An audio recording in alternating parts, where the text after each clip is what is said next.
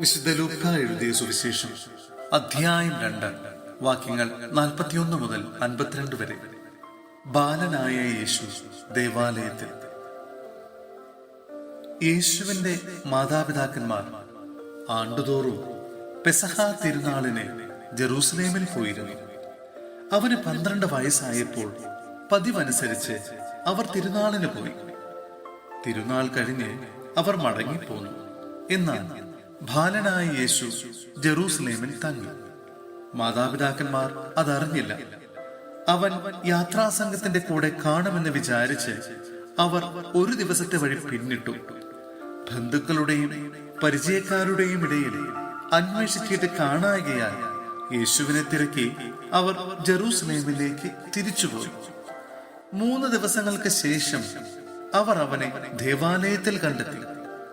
അവൻ ഉപാധ്യായന്മാരുടെ ഇടയിലിരുന്ന് അവർ പറയുന്നത് കേൾക്കുകയും അവരോട് ചോദ്യങ്ങൾ ചോദിക്കുകയും ചെയ്യുകയായിരുന്നു.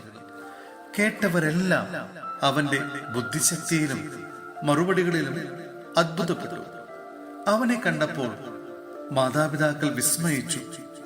അവന്റെ അമ്മ അവനോട് പറഞ്ഞു, "മകനെ, നീ ഞങ്ങളോട് ഇങ്ങനെ ചെയ്തതെന്ത്?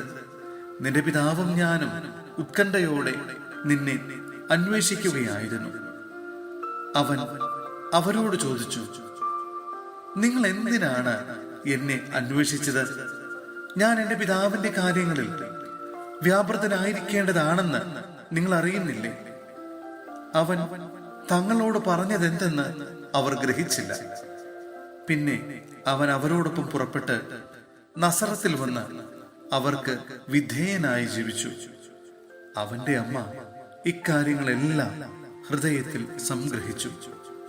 യേശു ജ്ഞാനത്തിലും പ്രായത്തിലും ദൈവത്തിന്റെയും മനുഷ്യരുടെയും പ്രീതിയിലും വളർന്നു വന്നു. സഹോദരരെ, ഹെബ്രായർക്കുള്ള ലേഖനം അധ്യായം 4 വാക്യങ്ങൾ 12 മുതൽ 16 വരെ. ദൈവിക വിശ്രാന്തി. ദൈവത്തിന്റെ വചനം സജീവവും ഊർജ്ജസ്വലവുമാണ്.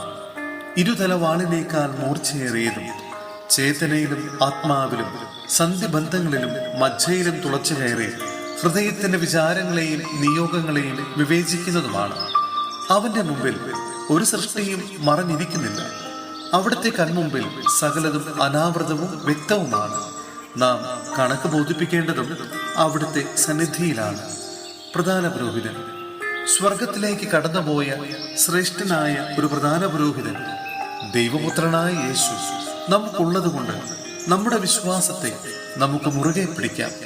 നമ്മുടെ ബലഹീനതകളിൽ നമ്മോടൊത്ത് സഹതപിക്കാൻ കഴിയാത്ത ഒരു പ്രധാന പുരോഹിതനല്ല നമുക്കുള്ളത്. പിന്നെയോ ഒരിക്കലും പാപം ചെയ്തിട്ടില്ലെങ്കിലും എല്ലാ കാര്യങ്ങളിലും നമ്മെപ്പോലെ തന്നെ പരീക്ഷിക്കപ്പെട്ടവനാണ് അവൻ. അതിനാൽ വേണ്ട സമയത്ത് കരുണയും കൃപാവരവും ലഭിക്കുന്നതിനായി നമുക്ക് പ്രത്യാശയോടെ കൃപാവരത്തിന്റെ സിംഹാസനത്തെ സമീപിക്കാം.